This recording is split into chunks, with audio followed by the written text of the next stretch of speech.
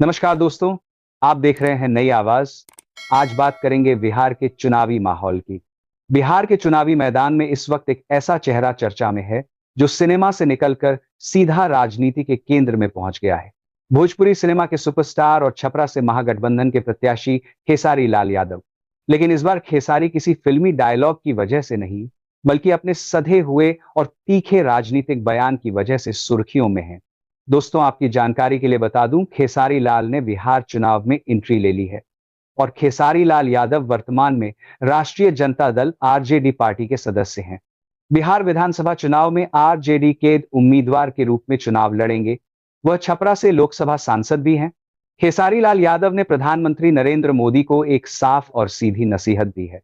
उन्होंने कहा, मैं प्रधानमंत्री जी का सम्मान करता हूं, लेकिन जब भी वो बिहार का नाम लेते हैं तो जंगलराज शब्द क्यों इस्तेमाल करते हैं। दोस्तों, आपसे गुजारिश है सच्ची पत्रकारिता का साथ देने के लिए अभी चैनल को सब्सक्राइब कर ले और नीचे कमेंट बॉक्स में बताएं आप वीडियो भारत के किस कोने से देख रहे हैं। खेसारी का कहना है कि ये शब्द बिहार की छवि को दुनिया के सामने कमजोर बनाते हैं।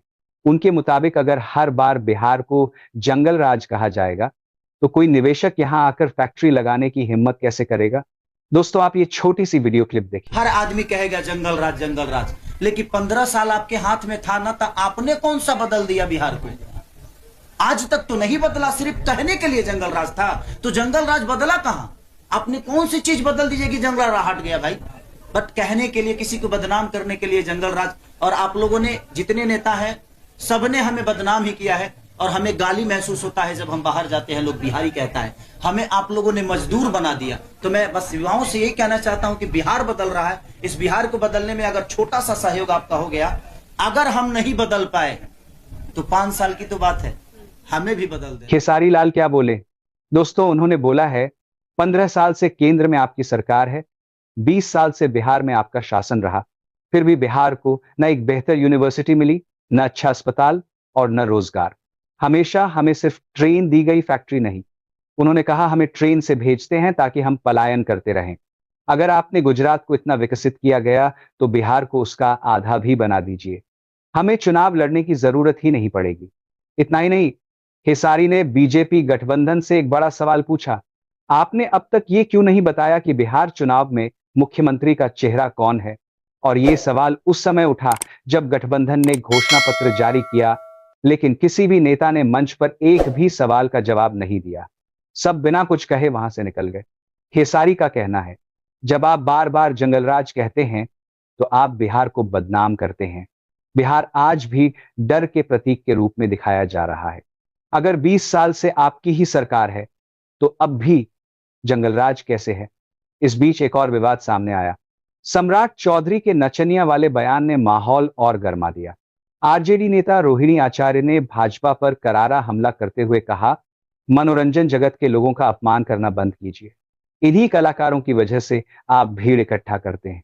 उन्होंने हेमा मालिनी, रवि किशन, मनोज तिवारी और कंगना रनौत का नाम लेते हुए कहा कि अगर कलाकार नचन टीम में तो चार चार नचनिया है, तो पहले अपने घर तो देख ले वो कि वो उन्होंने क्यों नचनियों का दिया। तो ये तो हमारे चारों भाइयों को सोचना है कि उनके ही टीम के, उनके ही घर के लोग उन्हीं के ग्रुप को नचनिया बोल रहे हैं। सॉरी, सम्राट भैया मेरे बड़े भाई हैं, मैं उनका टिप्पणी नहीं कर सकता, उनका आशीर्वाद चाहिए मुझे। उनको जो समझ में आता है, उनका जो संस्कार है, उस हिसाब से मुझे बोल रहे हैं। मेरा संस्कार है कि मैं अपने बड़े भाई को हैं तो फिर आपकी पार्टी में वही चेहरे क्यों हैं। इस बात मनोज तिवारी ने सफाई दी। देखिए वीडियो। मनोज तिवारी ने कहा, किसी ने कलाकारों का अपमान नहीं किया। सम्राट चौधरी का बयान तोड़ मरोड़ कर पेश किया जा रहा है।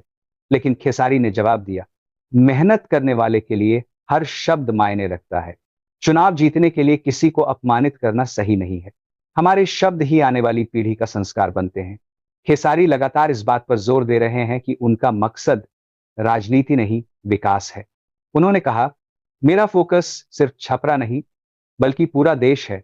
शिक्षा, अस्पताल और नाले जैसी बुनियादी सुविधाओं पर काम करना है। छपरा में सिर्फ एक यूनिवर्सिटी है, वो भी 6 साल में पास आउट कराती है।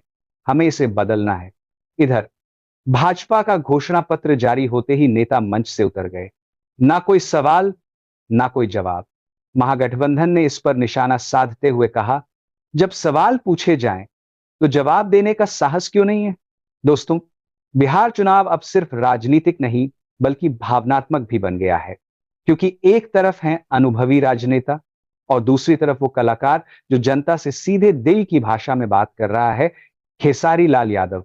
दोस्तों, चाहे आप किसी भी पार्टी को मानते हो, पर यह तय है कि इस बार बिहार के चुनाव में सबसे बड़ा मुद्दा बोलने की भाषा और जनता का सम्मान बनने जा रहा है।